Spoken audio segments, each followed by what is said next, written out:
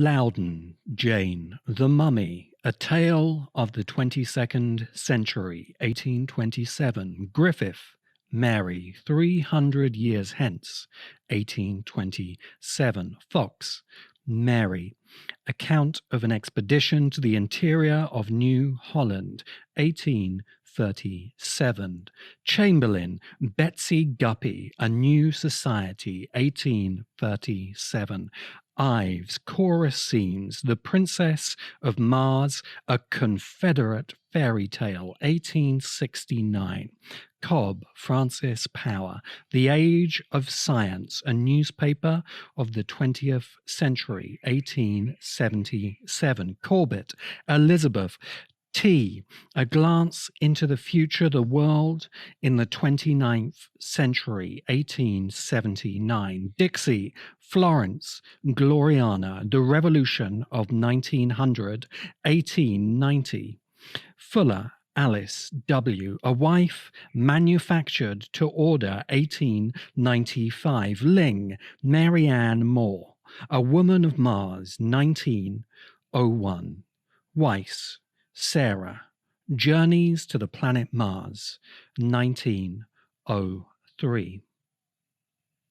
Just a few of the many hundreds of the forgotten science fiction authors. By understanding why it was that these many hundreds of science fiction authors, nearly all of them women authors, were forgotten in the history of science fiction, we can understand why.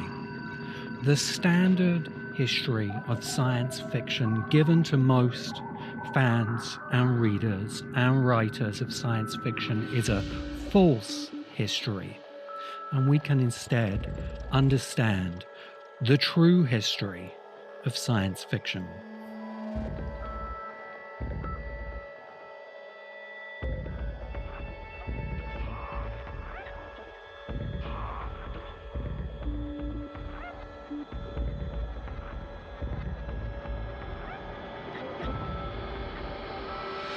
Welcome to the Science Fiction Podcast with Damien Walter, a podcast not only about the very best in science fiction storytelling, but about what happens when logos meets mythos, when reason meets emotion, when reality meets fantasy, and when science meets fiction. Today, the Science Fiction Podcast is looking at the true history of science fiction. But before I launch into the episode, a little bit of housekeeping. After some 3 months of running a pre-membership period for the Science Fiction Podcast, I'm now declaring the official membership period for the Science Fiction Podcast open. This indicates a few changes. The first of these is that the archive of episodes for the Science Fiction Podcast is now selectively behind the Science Fiction Podcast members' paywall. More on that in a moment. I think about 2/3 of the episodes have been placed behind the paywall, and some pivotal episodes are left free for members. And I'm doing this because we're now coming towards, we're not yet there, but we're coming towards the end of season 1 of the Science Fiction Podcast. I've made the decision to divide the podcast into seasons for a number of reasons. It's because I will be taking some period of a break from the Science Fiction Podcast between those seasons, although there will be continuing some special content on the podcast feed. And it's also so that I can take earlier seasons and make them exclusive to members of the podcast. Not every single episode, but the bulk of them. And I've now done that both on the podcast website at damiengwalter.com and also on YouTube, where I've now implemented memberships. So you can become a member of the podcast on damiengwalter.com, or you can do that now on YouTube, and you'll receive roughly equivalent benefits. Those benefits being complete access to all of the episodes of the Science Fiction Podcast, early access to new episodes of the Science Fiction Podcast, and you will receive invitations to participate in live debate events, talking over many of the themes of the Science Fiction Podcast. Thank you to all of you who have already become members. I have been extending the offer that if you become a member on damiangwalter.com, you can do so for any amount. And I've made the decision to continue that offer because at least 2/3 of people have been joining for $6, $7, or $8 a month anyway, some for a little bit more. And I just, I don't want to be so petty as to say, well, if you want to give me $1 or $2 a month to support the podcast, that's fantastic. So I don't want to close that offer. So that will continue permanently. But if you join via YouTube, the set amount is $4.99 a month for full membership on YouTube. And you will receive a few fewer benefits as well. But as a thank you to those founding members for taking up that offer, you will be listed on damiangwalter.com as founding members, and anyone who joins before the end of March for any amount on damiangwalter.com will be listed as a founding member of the podcast. And there will also be some emeritus members as well, individuals who have gone above and beyond in supporting my work as a writer and a storyteller and as a critic. So I think that brings you up to date on the housekeeping, on the membership. So I'll move on into the full episode about the true history of science fiction. This is an important episode of the Science Fiction Podcast because I have this debate, sometimes an argument, many times on the science fiction community on Facebook, which of course, if you're not a member yet, go and join that. I have it in articles that I write. I have it in the comments on YouTube about what the true history of the science fiction genre is, because I think we have the popular understanding that's even held by many professionals in the field is incorrect. It's false, or perhaps most specifically, it's too limited to be a really helpful understanding of the history of science fiction. And we can only understand what science fiction truly is if we have an accurate understanding of that history. So I'm going deep into this in this episode, and I want to explain a little bit who this is useful for, because of course, if there is a popular understanding of something like what science fiction is, I, as an individual making one episode of a podcast, I'm not going to change that understanding. So these arguments will continue, but I will have this podcast here to direct people to. But if you, as I, are interested as a critic in really understanding what science fiction means within our culture, then the true history of science fiction is very important. And most especially if you, as I, as a creator, as a storyteller, working with the tools of science fiction, can understand the true history, you can really make powerful works of science fiction. And if you're stuck with that false, that limited history, it's going to be so much harder, and your work will always be much more limited. So I want to open up this discussion by recalling a tweet. Yes, a tweet from the New York Times books desk.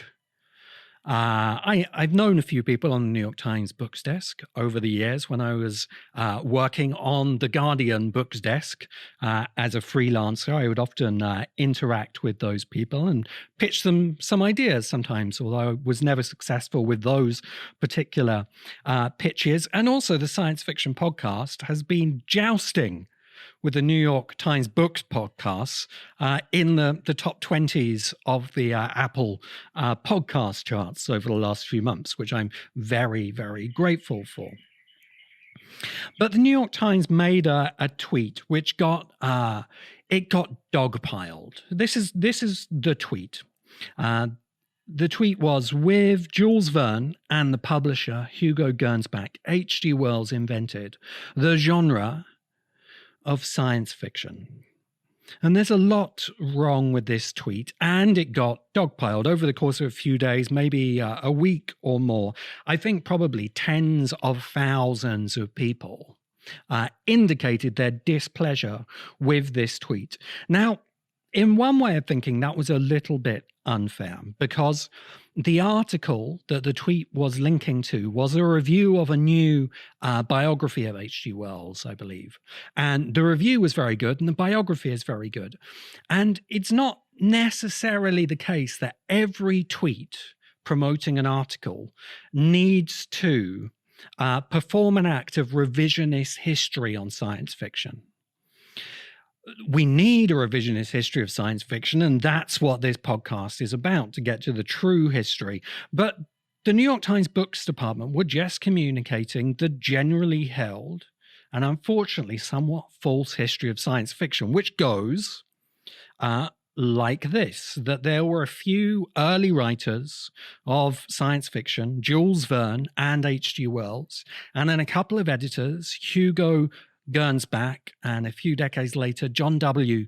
Campbell, and that these individuals, and of course a number of other creators and editors who joined them, created science fiction. And as we're going to see, this limited idea of science fiction is a false history, and people were rightly angered to see that false history expressed once again from such an authoritative source as the New York Times Books Desk.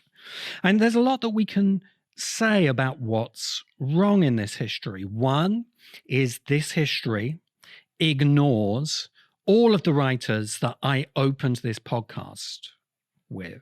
And I will give you the source. Wherever you're listening to, you can find the source of that list of writers, and there are hundreds more of them. And that nearly all of these ignored writers are women. And instead, this official history focuses almost exclusively on men, and I hope we can touch a little bit on why that is. It also calls science fiction a genre. And in a sense, you might say that these individuals did develop the commercial genre of science fiction. But science fiction is a creative movement that goes so much further than genre fiction and has a much richer and more complex history. And this tweet also uses the word invented. And nobody invented science fiction. And to dig a little bit deeper into this, I want to talk to you about pyramids. Yes, pyramids, those buildings of, in fact, a number of ancient cultures around the world. And a discussion that goes on about pyramids has been going on for some decades. How did civilizations from ancient Egypt to the continent of South America and in other locations around the world know to build pyramids? Were they somehow in contact with each other? Are pyramids actually an ancient alien technology? Some of the more conspiratorial in science fiction fandom may believe that. Because we have an idea of where things come from. They must be created. And if something that is newly created is like something that was previously created, there must be some kind of connection between these creations. In fact, there's a kind of creationism that underlies many understandings of how things are made, that there must be a creator. But of course, as we know, many things are evolved, and this is true for pyramids. Pyramids evolve to answer a problem. If you want to build a big structure from stone, then the pyramid is one of the most basic ways to answer that problem. If you're faced with the problem of making a big structure, a pyramid answers it, especially if you don't understand the structural dynamics of stone, if you don't understand basic structural forms like arches, for instance, if you don't have access to pulleys, possibly, if you don't even understand gravity, and its effects on buildings that you're putting up. If you have very limited knowledge, then a pyramid is a way to build a big, long-lasting structure from stone. And so pyramids get built to answer this problem. And this is a much better way to think of science fiction as a creative movement.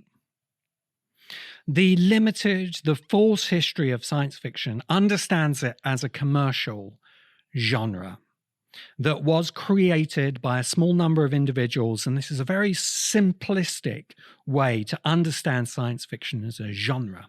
But if we want to understand science fiction as a creative movement, we need to understand it as the answer to a problem.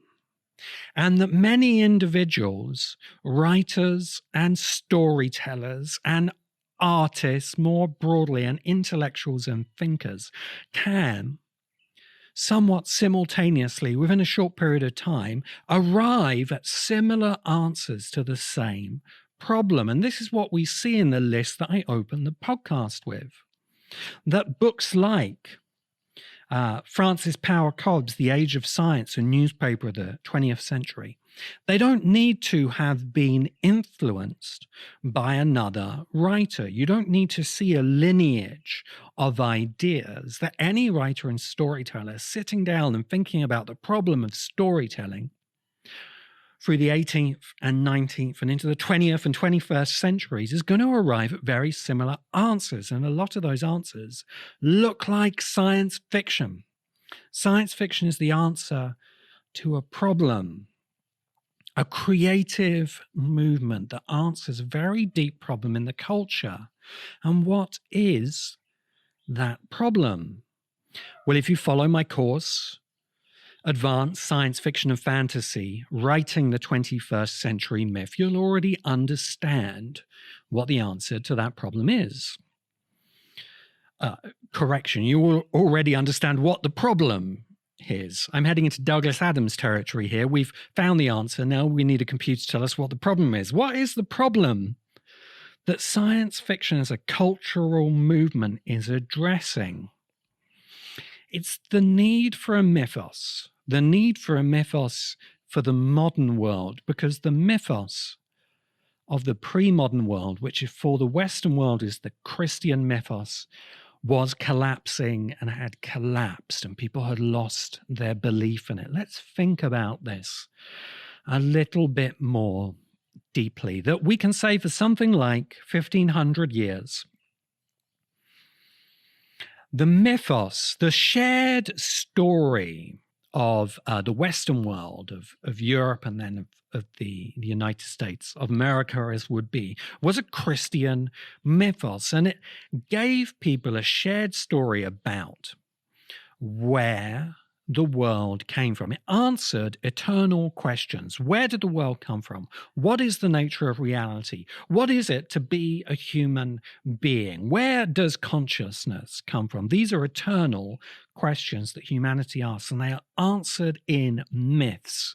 And those myths taken together form the mythos of society. So if you were living in 700 AD, because there was such limited knowledge of the nature of the creation around us, the mythos of Christianity gave you answers. God made the world. You are a creation of God. Our consciousness is a minor mirror of the great creative consciousness of God. That's why we are creative beings. The earth is flat. It is surrounded by crystal spheres into which the planets are studied, which explains some of their orientation.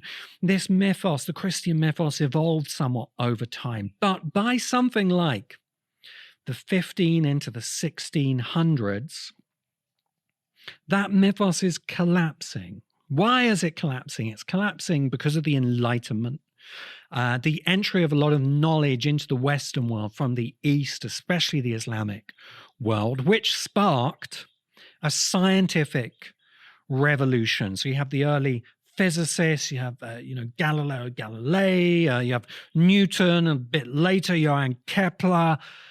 I mean, I'm not an expert in that, but I am an expert in the mythos. You have the Protestant Reformation, the way that the church itself schismed. One way to understand the Protestant Reformation is as a demand that the church acknowledge the realities of the world being revealed by the scientific revolution. And so the state, kings and monarchs, and then institutions, and then people are gradually losing the Christian mythos. And we start to come into the modern era.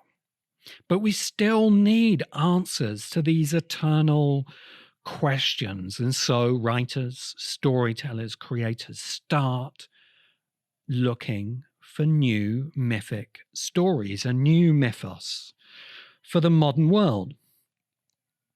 And this search goes in a few directions, and fans of genre fiction will be familiar with these directions. One is to take all of the supernatural symbols of religion, demons, angels, monsters, Satan, the underworld, all of this kind of thing, and to explore them more psychologically, as symbols of psychology, but to continue with these symbols. And this becomes the horror genre. Horror writing is taking all of these old supernatural symbols and still working with them, but thinking about them more psychologically. Fantasy, in the writings of people like Tolkien and Lewis, another answer to this loss of the Christian mythos is to go back sometimes to even older myths, to pagan myths or to Christian myths, and to remake them for the modern world through the act of mythopoeia that Tolkien described. And this gives you fantasy in the elves and dragon sense. And then the third answer is to create a new symbology, a new set of symbols for the modern era, for the new mythos. Symbols based on technology, science and technology. Symbols like the rocket ship, the laser gun, the robot, or the android. All of the symbols that would become science fiction. So this is the basis of a true history of science fiction, to understand that we're losing the pre-modern mythos of Christianity and we are building a new mythos made of the symbols and signs of technology instead. And from that understanding, we can start to chart out a much truer history of science fiction. And I'm going to go through some of these stages. I am not ultimately an academic cultural historian, so I'm giving broader strokes here. There will be people who will argue with me or against me, and there will be people who will fill in much more detail to this truer history of science fiction. But as a critic, I want to have it there as a strong starting point for this discussion. And I'm going to try and touch on many of the points that are made when people join in with this discussion, as of course many people will and will continue to. And one point that's made in the true history, there is often an attempt to take the history of science fiction all the way back to the earliest days of mythic storytelling. So you have things like Lucian of Sarasota, a true story. So this is, I think it's like 2,600 years old as a story, but it has some elements of machinery in there.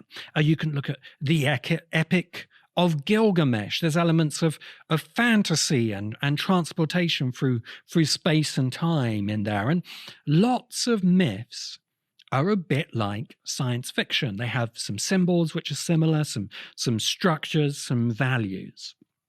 But the best answer to this, so that we don't have to expand science fiction to include all storytelling ever, which doesn't work. It's not useful as a categorization at that point, and that simply takes you to a false and inaccurate history. The best response is, look, all science fiction is myth. That's our starting point. All science fiction is myth-making for the modern era. But not all myth is science fiction. Science fiction has a definite starting point because it's the creation of myths for the era of science. And it can't and it does not predate science. So you can take that many millennia of mythic storytelling and say, no, it's not science fiction, but science fiction is mythic storytelling. And that's why those similarities appear. I'm going to take a quick sip of my tea there. I've already told you in some detail about membership, but if you do wish to support the podcast, all of the research that goes into these episodes, if you, like I, are fascinated by having a critical understanding and what that can show you from science fiction about our culture, then go to damiangwalter.com and become a member, or go to YouTube and become a member there as well. Back to the true history of science fiction. What is the starting point then? We have this long period of myth, which is vaguely, it resembles science fiction a bit. That starting point comes roughly around 1600. And I'm here in agreement with Adam Roberts, who has been a previous guest on the Science Fiction podcast not that long ago, and is an author of a very great and now 3 times updated history of science fiction, as well as being a very successful science fiction novelist.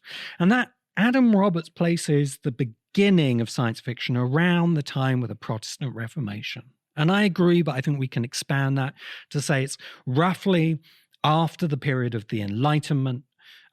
It overlaps with the scientific revolution and it includes the Protestant Reformation, because from that point on, the Christian mythos is collapsing, and you begin to see authors creating things which are starting to look like science fiction. Now, you have Margaret Cavendish's The Blazing World.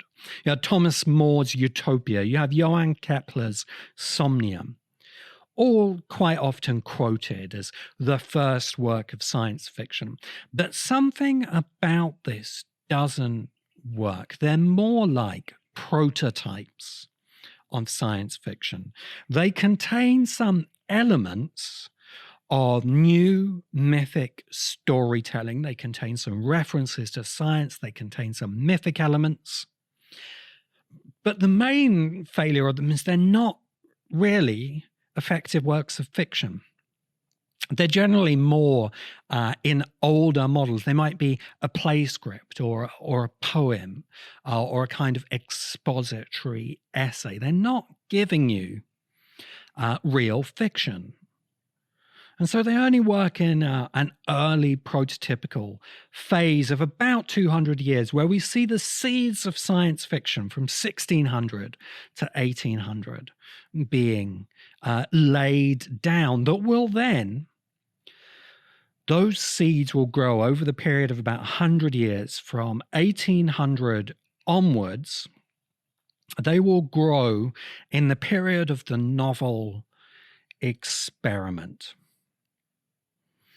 The authors who I listed at the beginning, and there are many hundreds more, come from a list from the University of Pennsylvania, which lists pre-1950s science fiction and utopias by women.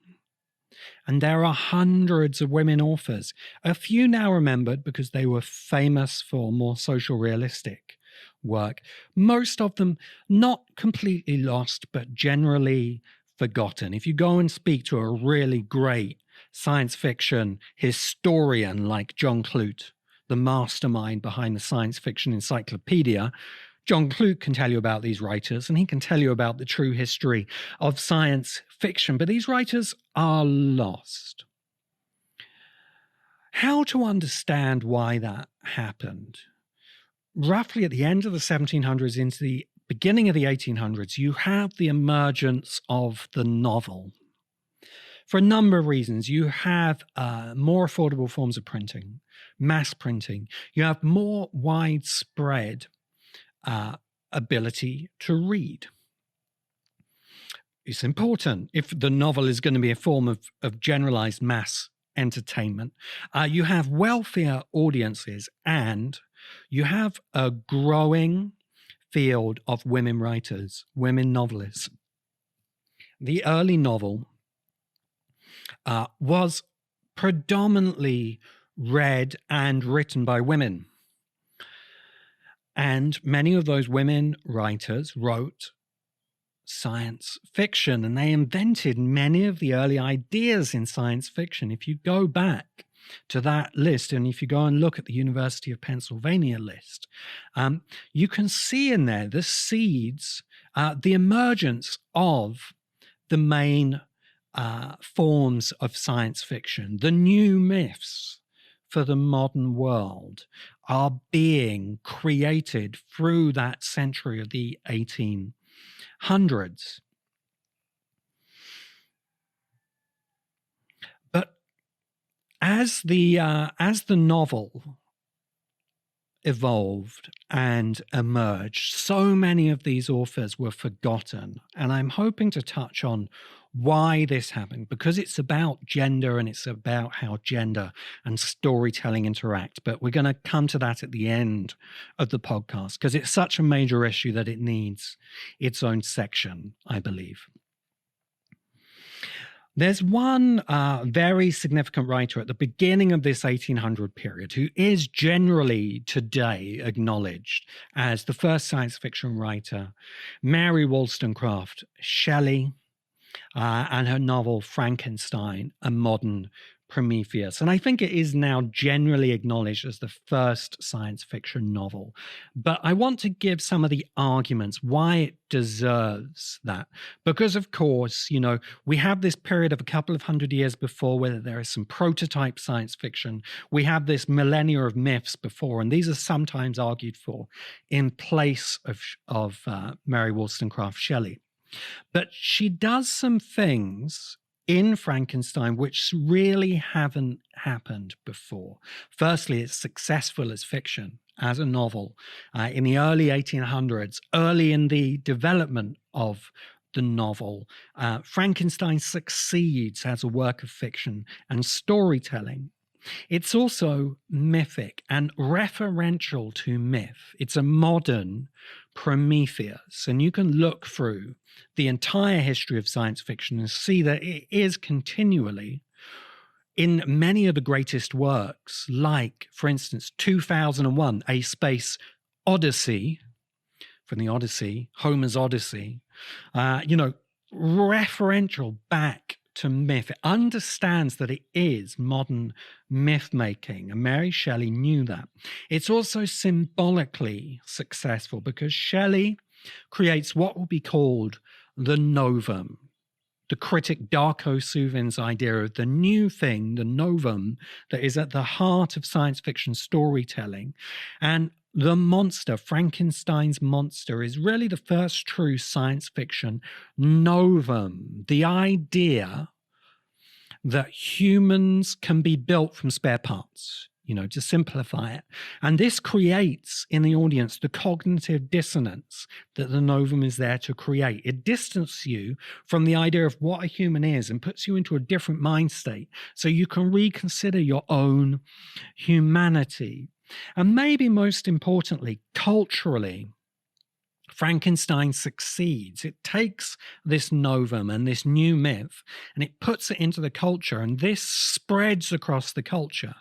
It goes to Hollywood, where Frankenstein's monster becomes, one of the first icons of monster movies. But more importantly, it kickstarts the popularity of science fiction writing amongst a whole generation of women writers who then give you that list, which is so brilliantly catalogued by the University of Pennsylvania.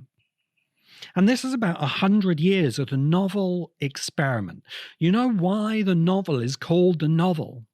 It's because over that first century or so of the novel, there was no form. People didn't know what a novel was. They just knew that you could have a bunch of pages stuck together and words on them. What would those words do? Well, it became very popular to tell a story, like Frankenstein. Early novels were epistolary in form. They collected letters together, which were written by the characters in the novel. The novel, because it was new, it was continually novel, it was continually innovating, and science fiction was at the heart of that innovation. And that's what's crucial to understand, that in the way today we're continually getting a new app, and that makes apps exciting. We don't know fundamentally what an app will be. We will reach a point where, there aren't many formally new apps. I think maybe we're already in that point. We know what the major app functions are that we need in our smartphone. And we reach that point with the novel sometime from the turn of the 1800s into the 1900s, when the novel it fell into a few different forms. It fell into some different genres. In the novel experiment, there could be no genres because it was this continual innovation of form. But then around 1900, you had the birth of a genre, the new genre of science fiction. And this is the point where the commercial genre of science fiction comes into existence. But it's not the same thing as the creative field of science fiction, because the commercial genre is formed primarily around profit motivations. It's about ways of marketing this cultural movement, looking for a new mythos for the 20th century and giving it to an audience in a packaged, commoditized form. And this is what the famous editors Hugo Gernsback and John W. Campbell were primarily interested in doing. They were creating the commercial genre of science fiction that could be successfully and profitably sold to audiences. And to be very blunt, what they did to do this was a lot of copying. And a lot of the work of those earlier writers from the 1800s, those women writers, was basically copied. And this largely happened in a transition to America as the center of cultural creation. And because they couldn't just, necessarily reprint these stories, a lot of the ideas from those writers were just taken and turned into generic stories by some early male science fiction writers. And you had this shift then from science fiction actually being predominantly written and read by women in this search for a new mythos for the age of science, and it becoming a commercial genre mostly written for and by men. As I say, I'm going to come back to this gender issue at the end of this episode of the podcast. But something happened in this period. Hugo Gernsback, and especially John W. Campbell, who had quite fundamentalist, conservative, right-wing political views, they were actually performing what I would call an ideological capture of science fiction. You had the field of science fiction as a cultural movement, this experimental, very free-form search for new mythic ideas, of which Mary Shelley was kind of a heroic early creator. And in then branding this with the words science fiction, it started off as scienti fiction, it went through the idea of science fantasy, and then it kind of settled on science fiction. And John W. Campbell particularly developed this it's a clever marketing strategy of saying, look, this is just ideas from the hard sciences, and we're purely just extrapolating these hard scientific ideas into the future to give you science fiction.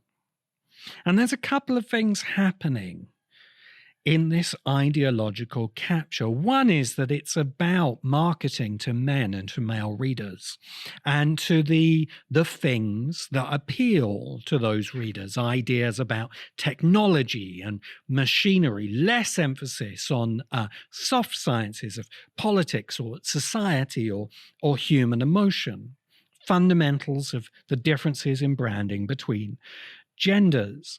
And it's also then, if you take this idea of making a new mythos for the 21st century, what Campbell is doing, and the writers he surrounded himself with, many of whom were very talented, but they were involved in this ideological capture of a very important creative movement, turning it into a commercial genre in which the new mythos could only be based on this very narrow conception of science.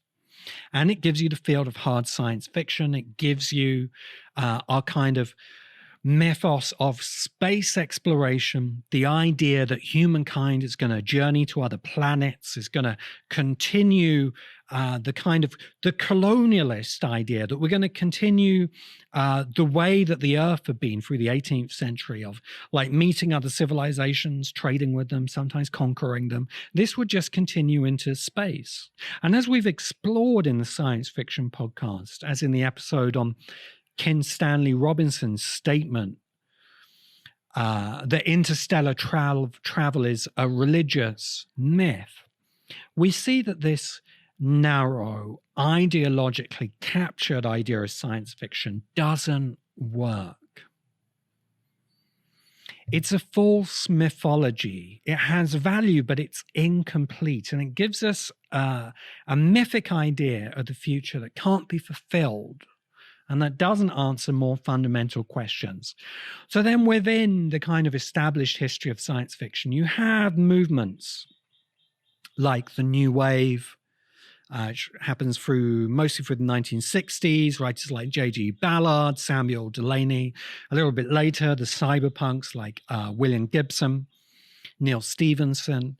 And they're then breaking through this ideological capture. But I think it's fundamentally important to understand that this limited false history of science fiction about simply pinning it down to hard science ideas in the way that John W. Campbell did, it's both not very useful, it traps you in the idea of genre instead of creativity, and it's kind of ideological capture. It's ideologically driven. And that's why to this day, when you talk about science fiction in a way that reaches beyond that, you get people who very much believe in that ideology, and it angers them. It angers them, and that's why these arguments about the history of science fiction continue. They're actually important, because if we are making a new mythos for the age of science, it's kind of important what it is. But then that's what happens. That's what happens through the 1900s into the now the 20th century. 20th and 21st century, we do have the very successful creation of new myths, and I call this the new mythic period. And it's bound up with the birth of the genre, which happens around the same time, because whenever one of these new myths is created, it's quickly copied and made generic. And we'll trace that a bit. So I'm going to go through some of, what I think are the most powerful myths. And something that you'll notice that these are generally what we consider literary novels, because they're not part of genres. They're not imitative. They evolve, but they're addressing this basic problem. We need new, meaningful stories for the age of science and modernity and technologies. And these are the writers who answered that. And I think here are a few pivotal. There are 7 that I'm going to run through. Hermann Hesse, The Glass Bead Game. So the glass bead game is, it's set in a kind of putative near future in the German-speaking world. Hesse is a German writer. And it somewhat foreshadows computing and digital technology because there is a game played by a kind of order of monk-like intellectuals. And they play it with glass beads, hence the glass bead game. And they're able to compare all kinds of knowledge. They can take the theme from a Mozart aria and interweave it with an Einstein equation. This is what we do, of course, with digital technology and computers. And Hermann Hesse in the 1930s is looking ahead before the creation of the computer into this new myth of how our knowledge will work. Doris Lessing's Shikasta. Doris Lessing was a very important feminist author, and she made a turn into writing science fiction. She was very influenced by Sufi philosophy. Sufism is Islamic mysticism. So she was very influenced by mystic ideas. And in Shikasta, she creates a new mythic science fictional history of the planet Earth.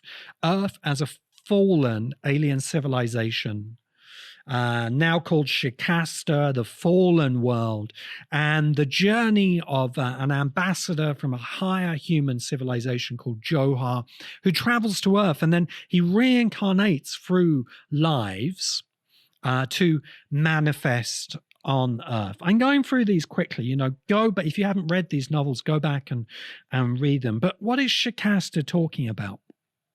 It's taking many of these new symbols of science fiction, space travel, alien civilizations, interdimensional transport, and it's weaving them into a kind of mystic, spiritual mythos. Powerful myth-making from Doris Lessing. Thomas Pynchon's Gravity's Rainbow, a kind of deep dive into the psychology of the physicist, in a sense. Margaret Atwood's Handmaid's Tale. Okay, and this is where we see genrefication happening. So Atwood takes the idea of the dystopia, and she looks at the dystopia through a feminist lens. What about a future where these old powers of conservatism are resurgent and religious fundamentalism, and women are once again placed within those religious structures in the future? This is what you get from The Handmaid's Tale. And then you have a whole genre of feminist dystopia, or dystopia more broadly, which is brought back into popularity by Margaret Atwood. So you have the original act of myth-making, and then you have the genre forming around it. Gabriel Garcia Marquez, 100 Years of Solitude, the origin point of magical realism, because Marquez is looking at the myths of the South American tribes people. This is the specific meaning of magical realism. And he's weaving them back into the tradition of the Spanish tradition of realist social historical writing. And you get magical realism. And then magical realism gets picked up as a label and gets turned into a genre. And you have loads of very generic work, which is just magical stuff happening in realist settings. But that was never the point of magical realism. Magical realism was about recovering those native tribal myths and saving them and weaving them back into our current knowledge. Myth making for the modern world, for the age of science and technology. Cormac McCarthy's The Road. We discussed this on the science fiction community this month, and a number of people dismissed it. They just said, oh, it's just another unoriginal dystopia, missing all of the layers of symbolism that McCarthy weaves into his dystopia. Each time you meet a kind of horrifying group of people, you have like the phalanx of spear-carrying warriors who are a symbolic representation of Greek classical society. That's why there are phalanx of warriors. You have the family who are living upstairs, and they're keeping dozens of people in the cellar and eating their limbs, cannibalistically eating them slowly over time. This is the representation of industrialized capitalism. So in this dystopia that Cormac McCarthy is writing, he is weaving this allegorical story of the evolution of human civilization and showing the levels of exploitation of slavery within that society. Okay, there's so much more to say there. And I'm just making this point that what science fiction really is in its truest history, are very great storytellers and myth makers. And through incredible original thinking, wide-ranging knowledge of contemporary storytelling and ancient myth, you have these writers and storytellers that create profound original myths for our age, and they echo and resonate across our culture. And then they just get copied. And they get turned into genres. And the genres, just by their nature, are less significant. It doesn't mean you can't have fun with them. If you want to have fun writing a dystopia, and you're not the caliber of writer who is creating your own myths, then okay. But if you're trying to create in this field or really understand it, if you're continually confusing the act of myth making with the existence of these derivative commercial genres, you're not going to truly understand what's happening. This process of genrefication will continually confuse you and trip you up if you're forever trying to place into pigeonholes of these artificial genres. A very good example of this, I mean, I could list a number. We could talk about Tolkien, who wrote long before there was a label of epic fantasy, and the way he's then rolled in with all of the imitators of Tolkien. But I think a place this happened really most significantly was with William Gibson. William Gibson's sprawl series of novels and short stories, and Neuromancer in particular. And there are some influences within science fiction. John Brunner's early work, some influences from Philip K. Dick, but there's also influences from the noir novel, the detective noir. The structure of Neuromancer is kind of ripped out of the hard-boiled noir. That's why Molly Millions in Neuromancer is the gangsters Molly, and many other elements. The characters are on a heist from, typical of that genre of fiction. The whole structure is just taken from there. There's many more influences from people like William Burroughs and other kind of modernist authors. And rolling all of that together with his, original inspiration that William Gibson he was looking at kids playing arcade games and seeing how abstracted they were, even into this very simple arcade game like Tank Wars, I think it was. And he features this Tank Wars game in Neuromancer, in the amazing opening sequence of Neuromancer. But he was looking at how abstracted the kids were. So really, Gibson is creating, from many different elements, this powerful new myth as part of the new mythos of the 20th century of modernity, this creative movement that is science fiction. And then this gets labeled as cyberpunk. There is a brief flourishing. Most of them were writing before that cyberpunk label came from Bruce Bethke, and then was applied primarily to Gibson's work. And then in the process of genrefication, cyberpunk comes into existence. And you have, there's probably thousands of derivative science cyberpunk novels published. You have the cyberpunk video game, okay?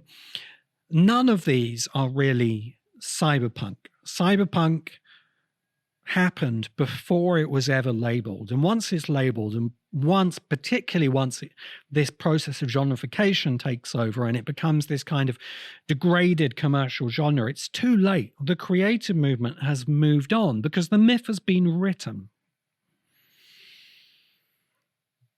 And this is the significance of navigating towards the true history. We have the false history, which is about genre, it's about commercialism, it's about genrefication, it's about the simplification and commodification of ideas to sell them to a mass audience. And then you have the much broader creative movement, the movement that begins really around the 1600s with the Enlightenment, Scientific Revolution, Protestant Reformation. It has its prototypes through 16 and 1700s, and then it really gets going in the 1800s in this period of the novel experiment. And then it's kind of, we have this fantastic era of the 20th century, this flourishing of new myths and this process of genrefication around it, which gives you the more limited, the false history of science fiction. Why is this important? I think it's important because if you're writing or thinking critically today, the thing to look for are the new 21st century myths. As a storyteller, that's what you're creating. As a critic, that is what you are deconstructing, criticizing, and then putting back together for the act of synthesis. This is why advanced science fiction and fantasy, my long-running course in writing the 21st century myth, is about that topic. Because this is the fascinating thing. What will the new 21st century myths be?